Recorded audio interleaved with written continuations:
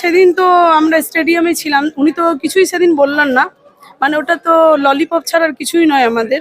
মানে যোগ্য অযোগ্য আমরা চাইছি, যোগ্যদের লিস্ট উনি দেখ সুপ্রিম কোর্টে।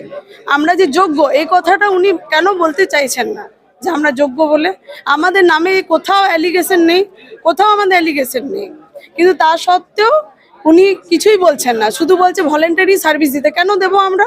আমরা যোগ্যতার সাথে পরীক্ষা দিয়েছি, রাত জেগে দিন জেগে আমরা পড়াশোনা করেছি, একবার পরীক্ষায় পাস করেছি, বারবার কেন আমরা যোগ্যতার পরীক্ষা দেব? কেন দিতে চাইবো?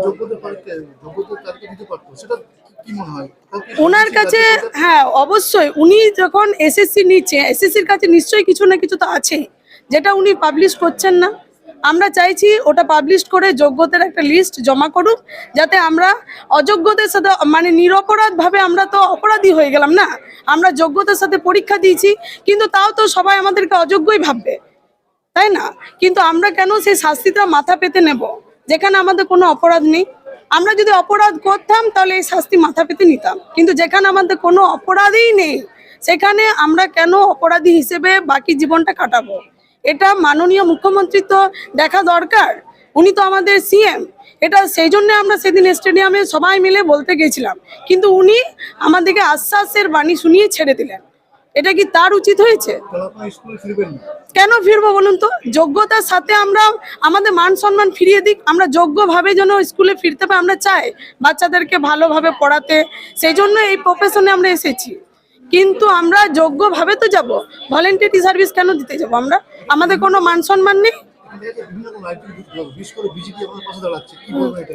ওরা তো সব রাজনৈতিক ফায়দা লুটার জন্য, এটা পরিষ্কার বোঝা যাচ্ছে। আমাদেরকে ললিপপ বানিয়ে চারদিকে খেলছে, ওটার বলের মতো খেলে যাচ্ছে।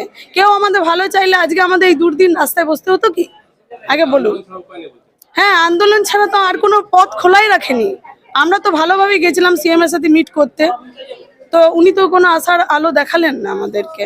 উনি তো কিছু বলতে পারতেন। উনি মানে অযোগ্যতার পাশে আছে, আবার যোগ্যতার পাশে আছে, এই আবার কি কথা? যাদের জন্য আমরা আজ রাস্তায় বসে আছি ওদের পাশে কেন থাকবে? আমাদের যেখানে অ্যালিগেশন নেই, সংবিধানেও বলা আছে যে 10 জন অপরাধীকে ছেড়ে দিল যেন একজনও নিরপরাধ শাস্তি না পায়, কিন্তু সেটা কি ফলো করা হচ্ছে? সংবিধানের সিজিআই তো সবাই জানেন, কিন্তু তা সত্ত্বেও উনি কি করে বুঝলেন যে প্যানেলের সবাই অযোগ্য? যোগ্যও তো থাকতে পারে। এটা কেন উনি মাথায় রেখে বিচারটা দিলেন না? রাজনৈতিক চাপে পড়ে কেন একতরফা বিচার করা হলো আমাদেরকে? কেন এইভাবে আমাদেরকে এক ঝটকাতে রাস্তায় ফেলে দিল, অন্ধকার জীবন করে দিল আমাদেরকে? আমার নাম পিয়ালি দাস। পিয়ালি দাস।